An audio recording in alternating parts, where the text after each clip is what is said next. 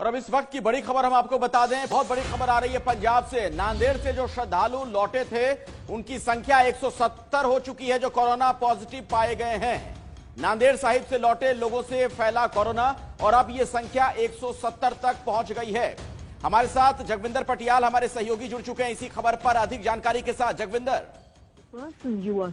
अखिलेश, देखिए बहुत बड़ा आंकड़ा हो गया है। ये 170 श्रद्धालु हो गए हैं पिछले 48 घंटे में। ये इतना बड़ा उछाल पहली बार देखने को मिला है। पंजाब का कल जो आंकड़ा टोटल 377 था, वो आंकड़ा 528 पहुंच गया है और इस 528 में 170 लोग वो हैं जो नांदेड़ से पंजाब लौटे हैं। और अभी बहुत सी रिपोर्ट्स आनी बाकी हैं। जिन लोगों की रिपोर्ट्स आई हैं उसमें ये पुष्टि हुई है। सबसे बड़ा आंकड़ा अमृतसर का है।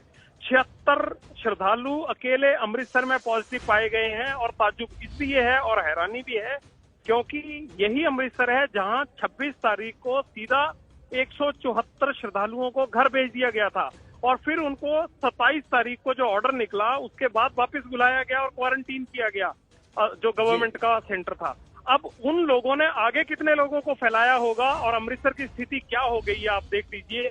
ये अब सरकार के लिए बहुत परेशानी की बात बनती जा रही है और सरकार बैकफुट पर भी है। अमरिंदर सिंह ने कहा था कि 4-4 घंटे की रोज सुबह ढील दे सकते हैं, लेकिन डीसी ने मना कर दिया है। अमृतसर के डीसी ने आज भी कहा कि 3 मई तक कोई ढील की उम्मीद न रखें, अभी इसकी मॉडलिटीज तय की जा रही हैं। अब सीएम ढील के मामले में भी एक कदम पीछे हटे हैं और उन्होंने डीसी पर जिम्मेवारी छोड़ दी है। कल आदेश दिया कि लोगों को सुबह 7 से 11 4 घंटे की ढील दे, लेकिन आज डीसी से मीटिंग करके उन्होंने कहा है कि डीसी जैसा चाहे वैसा तय कर सकते हैं। अब उनको ग्राउंड पे इस बात का फैसला लेना है कि ढील देनी है नहीं, और डीसी ढील देने के बिल्कुल पक्ष में नहीं है। यानी क्या अमरिंदर सिंह कई फैसले बिना ग्राउंड पर तैनात अफसरों से सलाह मशवरा किए ले रहे हैं?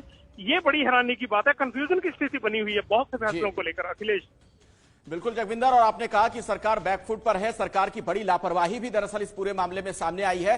मैं चाहूंगा जरा दर्शकों को यह बताएं कि ये कुल कितनी संख्या हो गई है जो संक्रमित हुए हैं इन लोगों की वजह से, ये जो लोग वहां से नांदेड़ से लौटे थे। देखिए, कुल संख्या पंजाब में अभी सभी जो कोरोना पॉजिटिव मरीज हैं उसकी 528 है आज अभी तक। और इन 528 में 170 जो नांदेड़ से लौटे हैं उनमें शामिल पॉजिटिव लोग हैं। 170 नांदेड़ से लौटे हुए पॉजिटिव अब तक आ चुके हैं।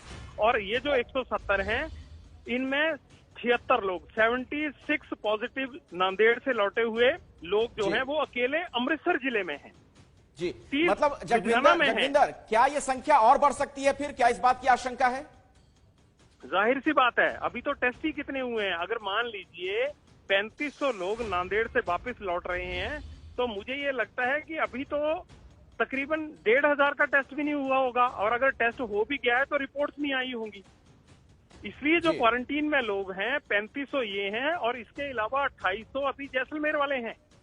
तो 6 से 7 हजार आदमी बाहरी राज्यों से यहाँ आ रहा है, जिसमें से जो नांदेड़ से आए हैं उनकी 35 एग्जैक्ट संख्या अभी सरकार के पास भी नहीं है, ना नांदेड़ से कोई बता पा रहा है, लेकिन 3500 के आसपास माने जा रहे हैं। आज भी बसें आए जा रही हैं, किसी जिले में 4 बसें पहुंच रही हैं, किसी में 2, किसी में 8, अभी रात को 1 बजे मोहाली में आनी है।